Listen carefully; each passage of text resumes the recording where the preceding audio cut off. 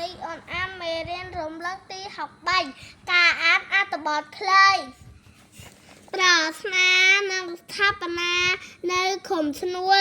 ប្រាថ្នានិងស្ថាបនាជាពួកម៉ាក់ស្មោះត្រង់នឹងគ្នាផ្ទះប្រាថ្នានិងស្ថាបនា